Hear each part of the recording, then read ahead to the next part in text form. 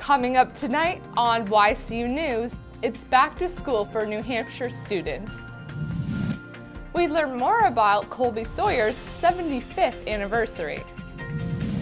For more local news, weather, and sports, it's time for YCU, your local view. Now, your daily digest of the Dartmouth Lake Sunapee region and central Vermont. News, sports, weather, public affairs, and all that's happening in our area. The news on YCU, your local view.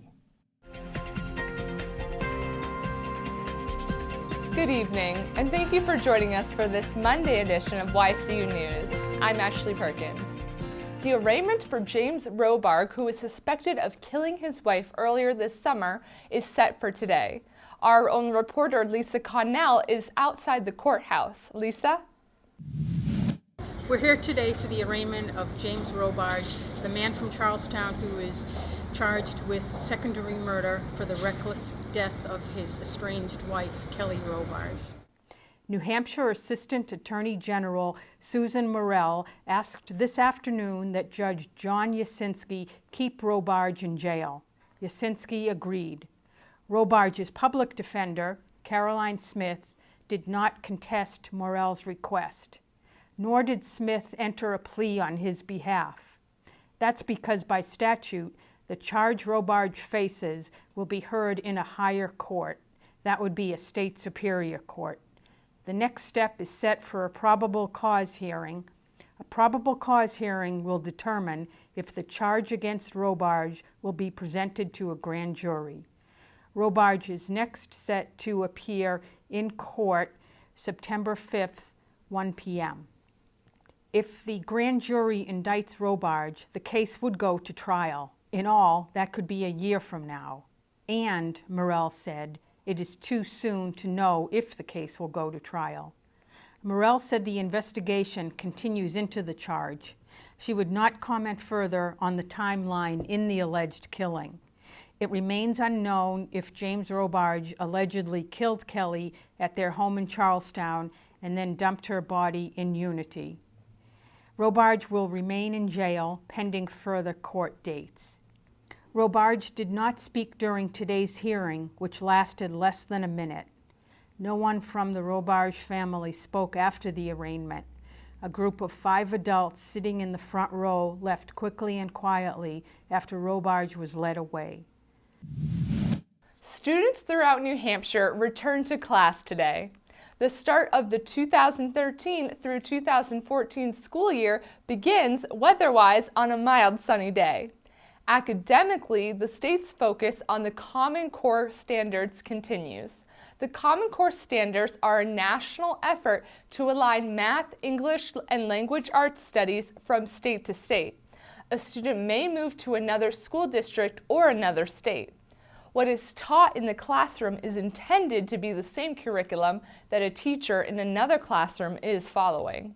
In Claremont, for example, bringing the Common Core standards does not mean teachers will work from a script, educators say. It does mean that students will learn the same math, writing, or reading skills regardless of who is teaching the student. Each grade will have its own set of academic standards and lesson plans. The Common Core curriculum is meant to challenge students and invigorate classroom teaching. Police are charging a 30-year-old Southern Vermont man with pretending to be a police officer via voicemail. Justin Gamich of Redsboro faces an October 7th court hearing in Bennington District Court. Vermont State Police say an ongoing feud between Gamich and 64-year-old Joseph Manicotti exists. The apparent dislike between the two men took a new turn last week. Manicotti received a phone call from a person identifying himself as a Vermont police officer. Manicotti told police he believed it was a neighbor, that neighbor being Gamich. Police listened to the message left for Manicotti. The voice was recognized not as that of a Vermont state trooper, but as that of Gamich. Further investigation by police determined it was Gamich who left the message. The second public hearing that may lead to the sale of the 136 acres of the pristine land in Sunapee is set for tonight. Dr. Jolie Johnson bought the land in 2012. A local veterinarian, Johnson reportedly bought the land to preserve its natural beauty. Officially known as Wendell Marsh North, the land lies near the south of Perkins Pond. If the deal goes through, the land will be owned by the town of Sunapee.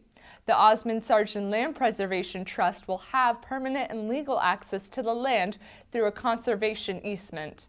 The town's Conservation Commission will pay about $252,000 for the land.